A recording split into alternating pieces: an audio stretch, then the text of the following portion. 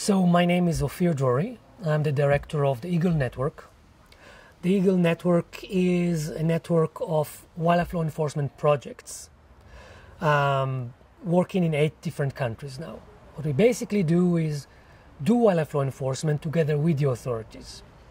The biggest obstacle for wildlife law enforcement is corruption. So what we do is that we designed a solution to tackle this problem of corruption.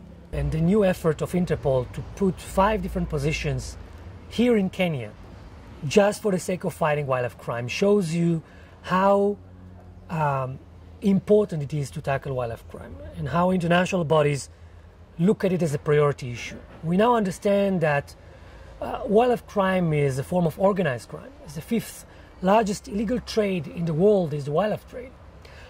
We now realize we need to not just look at it as a wildlife issue, but use different tools we have in fighting other criminalities, because it works just in the same way, like drugs trade, like arms trade. And here is Interpol saying we look at that as a priority, especially here in Kenya. Investing all this money, putting all these special analysts and people who are having experience in fighting other forms of crime, and saying something needs to happen here. Because we do see that there is a lot of awareness about conservation here in Kenya. And we know there's a lot of willingness to do something about it, but results are not forthcoming. So we need a revolution. And when Interpol is bringing all these people in and trying to put a lot of emphasis in, what we do want to see, we want to start seeing some of the big guys behind bars, and many of them here in Kenya are protected. They are linked to other forms of crime, like the drugs trade, like the arms trade. They may be connected to terrorist organizations, we don't know. We have the case of Faisal Ali Muhammad, a guy that we know was supposed to be arrested. We know he's protected.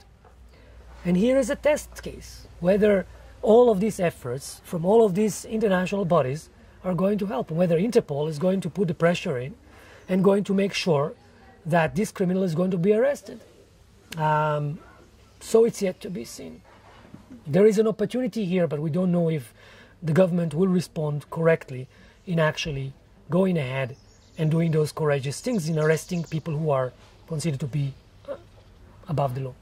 If we'll get Faisal Ali Muhammad and others like him that are now considered to be protected and above the law, if we can get them behind bars, then we see that something has been moving. And I think that that's what Interpol is trying to get. And I think that what a lot of others are trying to get.